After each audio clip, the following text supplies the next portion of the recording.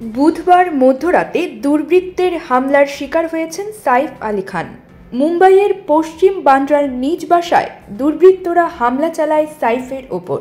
ছুরি দিয়ে ক্ষত বিক্ষত করা হয়েছে তাকে। রক্তাক্ত অবস্থায় সাইফকে মুম্বাইয়ের লীলাবতী হাসপাতালে ভর্তি করা হয়।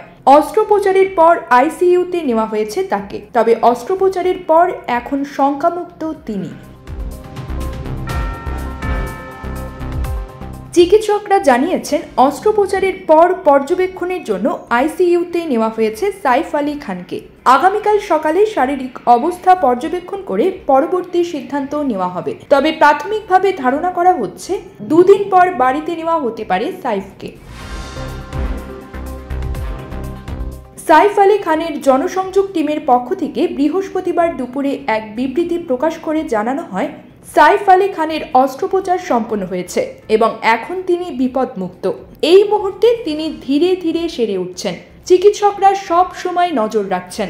পরিবারের সব সদস্য নিরাপদে রয়েছেন। পুলিশ ঘটনার তদন্ত শুরু করেছে। ইতিমধ্যে এই ঘটনায় মুম্বাই পুলিশ সাইফের বাড়ির কয়েকজন কর্মীকে আটক করেছে। আনন্দবাজার বলছে, আটক ব্যক্তিরা বাড়ির মেঝে পরিচর্যা করেন। এর আগে আরও 3 জনকে জিজ্ঞাসাবাদ করেন তারা। তাদের মধ্যে ছিলেন বাড়ির এক পরিচালক, লিফটম্যান ও একজন নিরাপত্তারক্ষী। 15 জনের একটি দল গঠন করে এই ঘটনার তদন্ত করছেন মুম্বাই পুলিশ। সাইফের খবর প্রকাশ্যে আসার পর উদ্বেগে গোটা বি টাউন। সাইফের মতো তারকার বাড়িতে দুষ্কৃতিকারীরা কিভাবে ঢুকে হামলা চালাতে পারে সে নিয়ে প্রশ্ন তুলছেন অনেকে। মুম্বাইয়ের নিরাপত্তা নিয়েও প্রশ্ন উঠছে বিভিন্ন মহলে। News desk, channel alpha 24।